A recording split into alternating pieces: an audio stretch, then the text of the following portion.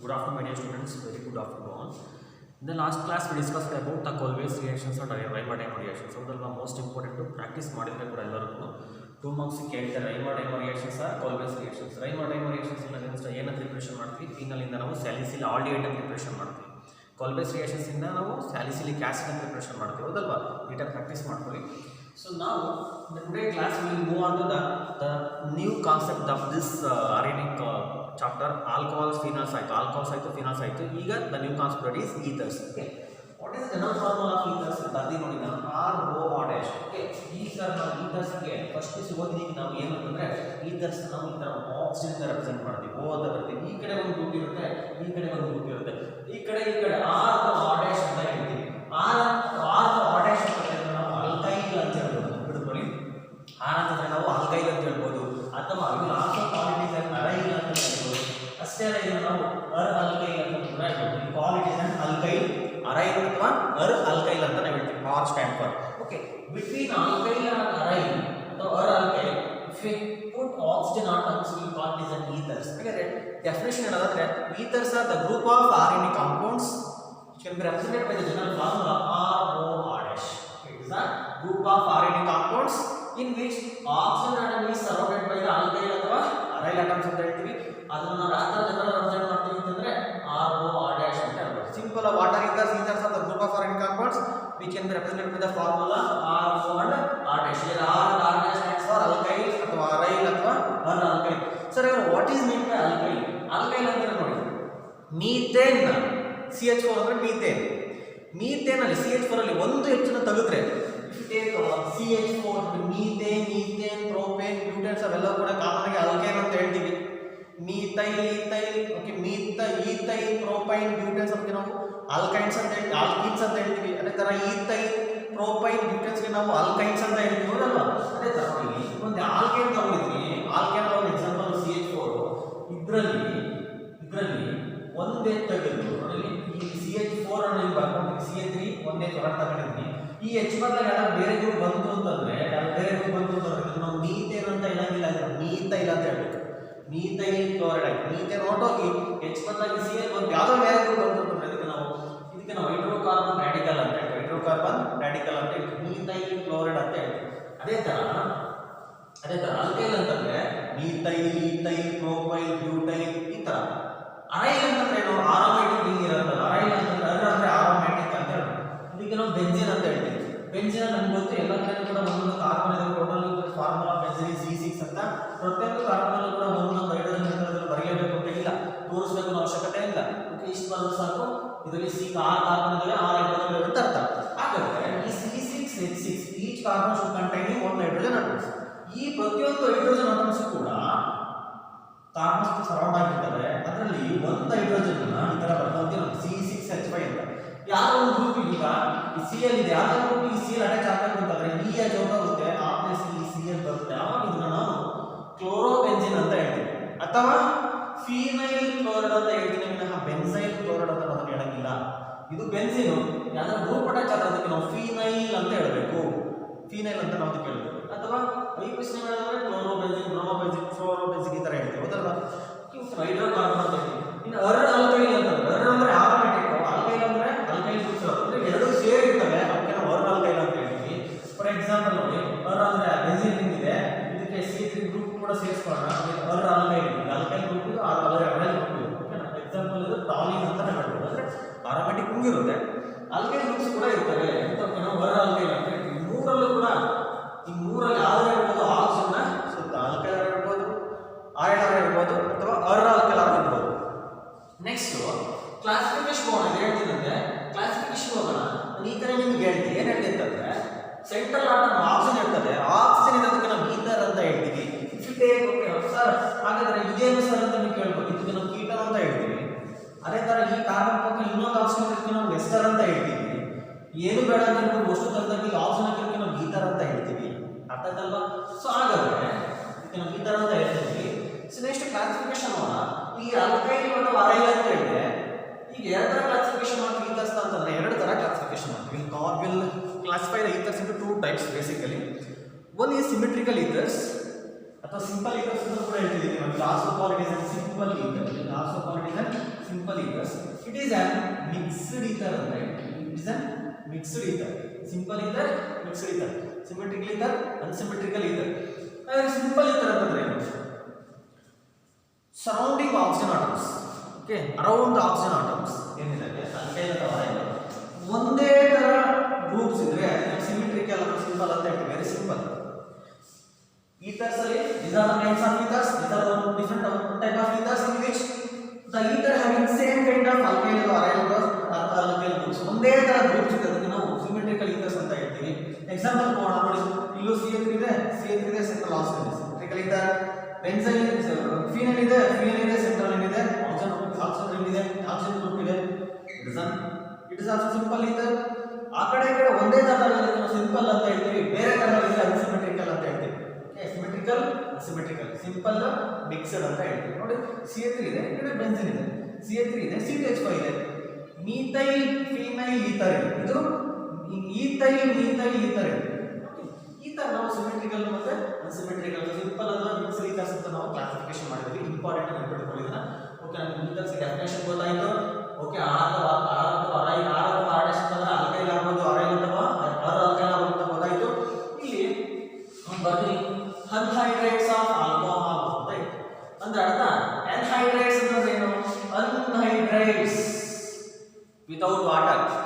Okay, all ethers are also called as anhydrates of alcohols ಅಂತ. ಅಂದ್ರೆ ಅರ್ಥ alcohol ಇಂದ ವಾಟರ್ ನ ತೆಗೆದು, ಓಕೆ, ನಮಗೆ ಈಥರ್ಸ್ ನ ಮ್ಯಾನುಫ್ಯಾಕ್ಚರ್ ಮಾಡಿರ್ತೀವಿ. ಓಕೆ, ಆಲ್ಕೋಹಾಲ್ಸ್ ಅಲ್ಲಿ ವಾಟರ್ ರಿಮೂವ್ ಮಾಡಿದ್ರೆ ನಿಮಗೆ ಗೆಟ್ಟ ಈಥರ್ಸ್. ಹಾಗಾಗಿ ಇದಕ್ಕೆ ನಾವು ethers are also called as anhydrates of alcohol ಅಂತ ಕೂಡ ನಾವು ಹೇಳ್ತೀವಿ. ಈಗ ಸಿಮೆಟ್ರಿಕಲ್ ಈಥರ್ಸ್ ಮತ್ತೆ ಅನ್ಸಿಮೆಟ್ರಿಕಲ್ ಈಥರ್ಸ್ ಬಗ್ಗೆ ಗೊತ್ತಾಯ್ತು. ನೆಕ್ಸ್ಟ್ ಮೂವ್ ಆಗೋಣ ಏನಂದ್ರೆ ಕ್ಲಾಸಿಫಿಕೇಶನ್ ಆಫ್ ಈಥರ್ಸ್. ಈಥರ್ಸ್ ಯಾವ ತರ ಕ್ಲಾಸಿಫಿಕೇಶನ್ ಮಾಡ್ತೀವಿ? ಓಕೆ, ಇಲ್ಲಿ ಏನು ಬರ್ತೀನಿ, ಅದೇ ಈಥರ್ಸ್ಗೆ ಕಾಮನ್ ನೇಮ್ ಕೂಡ ಕೊಡಬಹುದು, IUPAC ನೇಮ್ ಕೂಡ ಕೊಡಬಹುದು. Because it's an organic compound. Ether is an organic compound. ನಾವೇನು ಸ್ಟಡಿ ಮಾಡಿದೀವಿ? Haloalkanes and haloarenes, later alcohols, phenols and ethers ಇದೆಲ್ಲ ಕೂಡ ಆರ್ಗಾನಿಕ್ ಕೆಮಿಸ್ಟ್ರಿ ಬರುವಂತವಾಗಿರೋದ್ರಿಂದ ಓಕೆ, ನಾವು ಕಾಮನ್ ನೇಮ್ಸ್ ಕೂಡ ಇದೆ, IUPAC ನೇಮ್ಸ್ ಕೂಡ ಇದೆ. ಹಾಗಾದ್ರೆ ನಿಮ್ಮ ಎಕ್ಸಾಮ್ ಏನಾದ್ರು ಕೇಳೋದೇ ಆದರೆ ಅವರು IUPAC ನೇಮ್ ಮೇಲೆ ಕೇಳ್ತಾರೆ, ಕಾಮನ್ ನೇಮ್ ಕೇಳಲ್ಲ ಸರ್, ಗೊತ್ತಿರಲಿ ನಿಮಗೆ. ಮೋಸ್ಟ್ ಇಂಪಾರ್ಟೆಂಟ್ ಅಂದ್ರೆ IUPAC ನೇಮ್. ನಾನು list of ethers ಬರ್ಕೊಂಡಿದ್ದೀನಿ, around 7 ethers ಇದೆ. ಆ ಈಥರ್ ಮಾತ್ರ ಕಾಮನ್ ನೇಮ್ ಮಾಡೋದಕ್ಕೆ IUPAC ನೇಮ್ ಮಾಡೋದಕ್ಕೆ ನೆನಪಿಟ್ಕೊಂಡು, ಕಾಮನ್ ನೇಮ್ ಮಾಡೋದಕ್ಕೆ ನೆನಪಿಟ್ಕೊಳ್ಳಿ ಸ್ಟೂಡೆಂಟ್ಸ್. ಕಾಮನ್ ನೇಮ್ ಮಾಡಬೇಕಾದ್ರೆ 2 ಪಾಯಿಂಟ್ಸ್ ನೆನಪಿಟ್ಕೋಬೇಕು. ಒಂದು ಏನಪ್ಪ ಅಂತಂದ್ರೆ ಆ ನೇಮ್ ಹೇಳ್ಬೇಕಾದ್ರೆ ಎಂಡಿಂಗ್ ಅಲ್ಲಿ ಈಥರ್ ಅಂತಾನೆ ಹೇಳ್ಬೇಕು. ನೇಮ್ ಹೇಳ್ಬೇಕಾದ್ರೆ ಈಥರ್ ಅಂತಾನೆ ನಾವು ಹೇಳ್ಬೇಕು. ಓಕೆ, ಆಮೇಲೆ ನೋಡಿ, ಫಾರ್ ಎಕ್ಸಾಂಪಲ್ ತಗೊಳ್ತೀನಿ, ಮೀಥೈಲ್ ಇದೆ, ಮೀಥೈಲ್ ಓ ಬಂದ್ರೆ ಓ ನ ಏನು ಹೇಳ್ತೀವಿ ಎಂಡಿಂಗ್ ಅಲ್ಲಿ ಈಥರ್ ಅಂತಾನೆ ಹೇಳ್ತೀವಿ. ಇಲ್ಲಿ ಎರಡು ಒಂದೇ ತರ ಗ್ರೂಪ್ ಇರೋದ್ರಿಂದ ಡೈ ಅಂತ ಹೇಳ್ಬೋದಲ್ವಾ? ಎರಡು ಒಂದೇ ತರ ಇರೋದ್ರಿಂದ ಡೈ ಅಂತ ಹೇಳ್ಬೋದಲ್ವಾ? CH3 ಅಂತಂದ್ರೆ ಏನು? CH4 ಅಂದ್ರೆ ಮೀಥೇನ್, ಒಂದೇ ಚೌಕದ್ರೆ ಐಲ್ ಬರುತ್ತೆ, ಅಂದ್ರೆ methyl, dimethyl ether, dimethyl ether. Okay, what is the IUPAC name? Okay, wait a minute. Dimethyl ether. ನಾನು IUPAC ನೇಮ್ ನೆಕ್ಸ್ಟ್ ಹೇಳ್ತೀನಂತೆ, ಲಾಸ್ಟ್ ಬರ್ಬಿಡ್ತಾರೆ. First I will write the common name of this. ಈಗ ಒಂದು case ಆಯಿತು, ಇನ್ನೊಂದು point ಹೇಳಕ್ ಹೊರಟಿದ್ದೀನಿ sir. ಆಗ್ತದೆ sir, ಒಂದೇ ತರ ಸಿಮೆಟ್ರಿಕಲ್ ಇದೆ ಸರ್, ಏನು ಪ್ರಾಬ್ಲಮ್ ಆಗಲ್ಲ ಸರ್. ಆ ಕಡೆ ಒಂದೇ ತರ ಇರ್ತವೆ, ಡೈಮೀಥೈಲ್ ಅಂತ ಹೇಳ್ಕೊಡ್ತೀವಿ ಈ ತರ ಸೇರಿಸ್ಕೊಂಡು. Sir, what about this symmetrical ethers ಅಂತ ನೇಮ್ ಮಾಡೋದು? ಯಾವ ತರ ನೇಮ್ ಮಾಡೋದು? ಈ ಕಡೆ ನೋಡಿ C2H5 ಇನ್ನೊಂದು ತರ ಬರೀಬಹುದು, CH2 CH3 ಅಂತ ಬರ್ಕೋಬಹುದು. My dear students, for this we have to write this one like this. ಈ ತರ ಬರೀಬಹುದು, ಅದರ ಈ ತರ ಕೂಡ ಬರೀಬಹುದು. ಎರಡು ಟೇಬಲ್ ಯಾವ ತರ ಬೇಕಾದ್ರೂ ಕೂಡ ನಾವು ಬರೀಬಹುದು. C2H5 ನೋಡಿ 2 C ಇದೆ, 3 + 2 5 C2H5 ಈ ತರ ಬರೀಬಹುದು, ಈ ತರ ಕೂಡ ಬರೀಬಹುದು. ಹಾಗಾದ್ರೆ ನೇಮ್ ಮಾಡೋದ್ರಲ್ಲಿ ಡಿಫರೆಂಟ್ ಟೈಪ್ಸ್ ಆಫ್ ಈಥರ್ಸ್ ಇದ್ರೆ ನಾವು ಆಲ್ಫಾಬೆಟಿಕಲ್ ಆರ್ಡರ್ನ ತಗೊಳ್ತೀವಿ. CH3 ಇದ್ರೆ ಮೀಥೈಲ್ ಅಂತ ಹೇಳ್ತೀವಿ, C2H5 ಇದ್ರೆ ನಾವು ಮೀಥೈಲ್ ಅಂತ ಹೇಳ್ತೀವಿ. which is the letter comes first? E is the first letter. It comes first. ನಾವು ಇದನ್ನ ಫಸ್ಟ್ ಹೇಳಬೇಕಾಗುತ್ತೆ.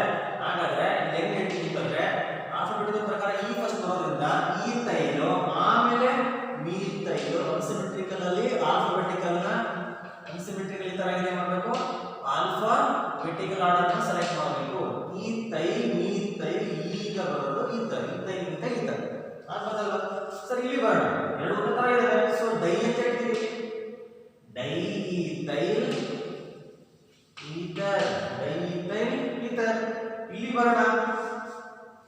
ಈ ಕಡೆ CH3 ಗ್ರೂಪ್ ಅಂದ್ರೆ ಮೀಥೈಲ್, ಈ ಕಡೆ ನೋಡಿ 1 2 3 ಕಾರ್ಬನ್ ಅಟಮ್ಸ್, 3 ಕಾರ್ಬನ್ ಅಥವಾ 3 ಹೆಚ್ಚಿದ್ರೆ ನಾವು N ಅಂತ ಹೇಳಬೇಕು ಅಂತ ಹೇಳ್ಕೊಟ್ಟಿದ್ದೀನಿ.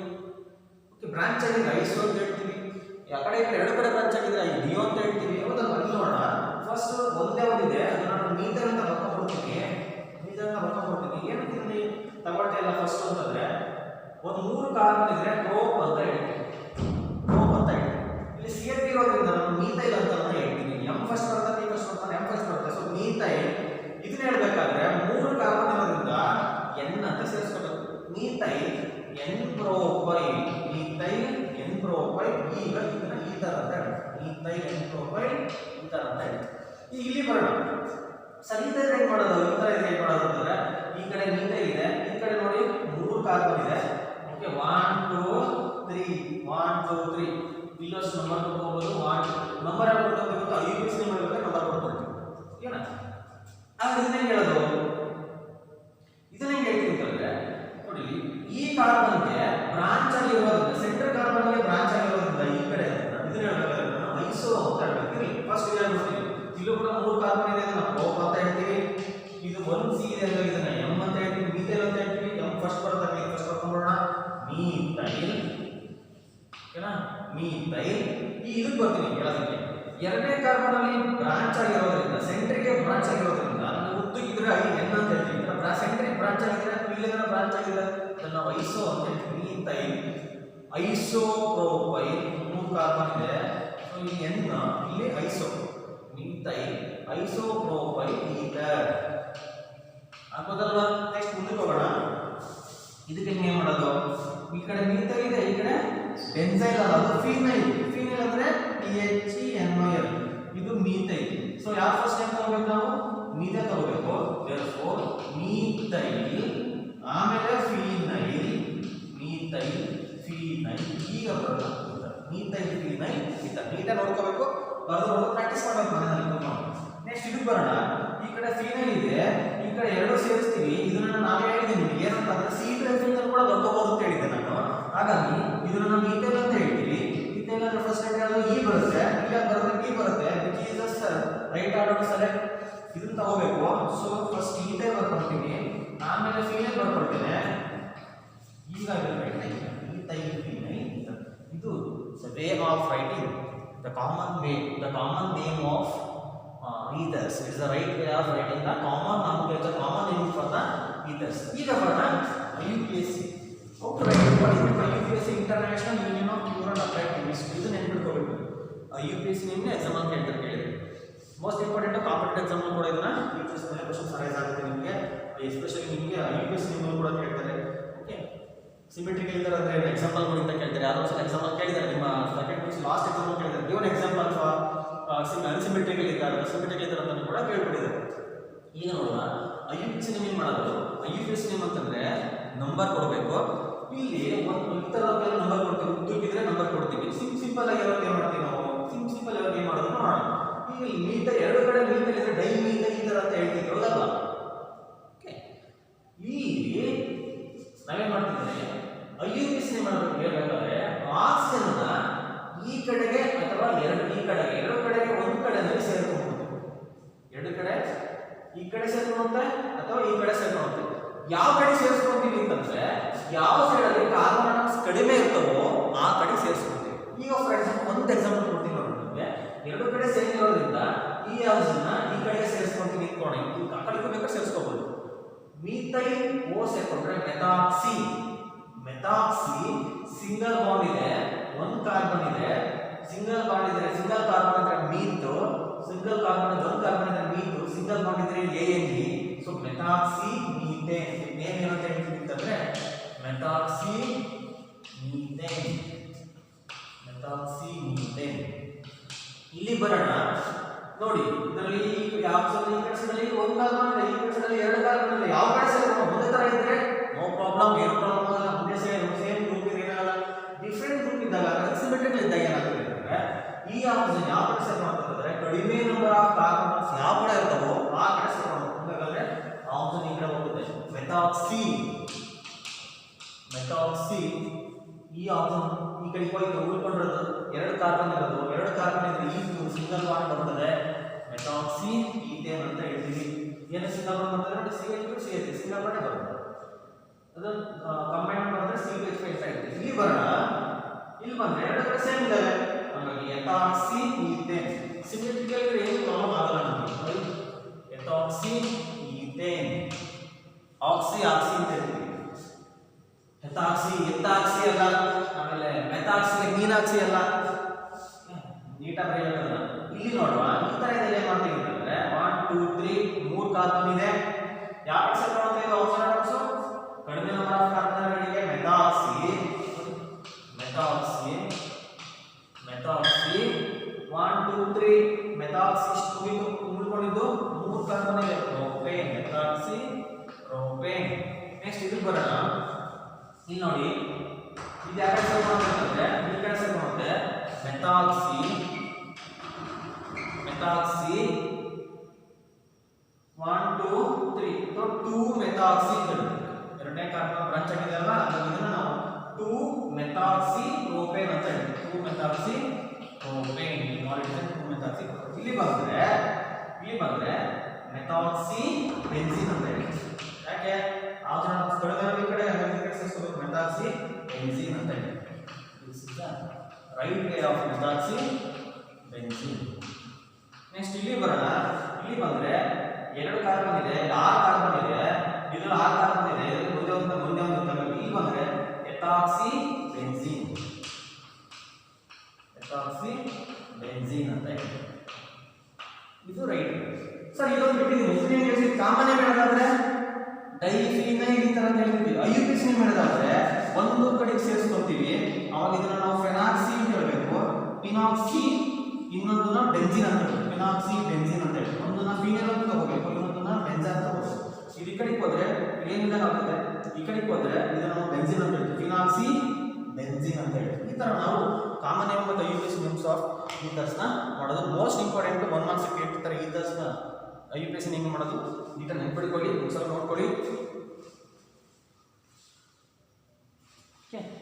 ನೆಕ್ಸ್ಟ್ ಇದು ನೀಟಾಗಿ ಪ್ರಾಕ್ಟೀಸ್ ಮಾಡಾದ್ಮೇಲೆ ನೆಕ್ಸ್ಟ್ ನಾವೇನು ಸ್ಟಾರ್ಟ್ ಮಾಡೋಣ ಅಂತಂದ್ರೆ general methods of preparation of ethers. Most important ಅದರಲ್ಲಿ Williamson synthesis of preparation of ethers. Williamson synthesis 2 alcohol ತಗೋತೀವಿ, ಸಲ್ಫ್ಯೂರಿಕ್ ಆಸಿಡ್ ಹಾಕ್ತೀವಿ, ವಿ ಗೆಟ್ ದ ಈಥರ್ಸ್. ಅದ್ರದ್ದು ಮೆಕ್ಯಾನಿಸಮ್ 3 ಮಾರ್ಕ್ಸ್ ಕೇಳ್ತಾರೆ. ಮೆಥಡ್ಸ್ ಪ್ರಿಪರೇಷನ್ ಕೇಳಿದ್ರೆ 1 or 2 ಮಾರ್ಕ್ಸ್ 1 ಮಾರ್ಕ್ಸ್ ಕೇಳ್ತಾರೆ. Mechanism ಕೇಳಿದ್ರೆ 2 or 3 marks ಕೇಳ್ತಾರೆ. ಅದನ್ನ ನಿಮಗೆ ನೆಕ್ಸ್ಟ್ ಕ್ಲಾಸಲ್ಲಿ ಹೇಳ್ತೀನಂತೆ. ಇವತ್ತಿಗೆ ಈಥರ್ಸ್ ಡೆಫಿನೇಷನ್ ಆಯಿತು, ಕ್ಲಾಸಿಫಿಕೇಶನ್ ಆಯಿತು, ಆಮೇಲೆ ನಾಮಕರಣ ಆಯಿತು. ನೆಕ್ಸ್ಟ್ ನಾವು ನೀಟಾಗಿ ಬರೆದು ಪ್ರಾಕ್ಟೀಸ್ ಮಾಡಿ ಇದೆಲ್ಲ ನೋಡಾದ್ಮೇಲೆ ವಿಡಿಯೋನ ವಾಚ್ ಮಾಡಾದ್ಮೇಲೆ ಒಂದ್ಸಲ ಬರ್ಬಿಟ್ಟು ನನಗೆ ಸೆಂಡ್ ಮಾಡಿ ಗ್ರೂಪಲ್ಲಿ. ಓಕೆನಾ? Thank you so much.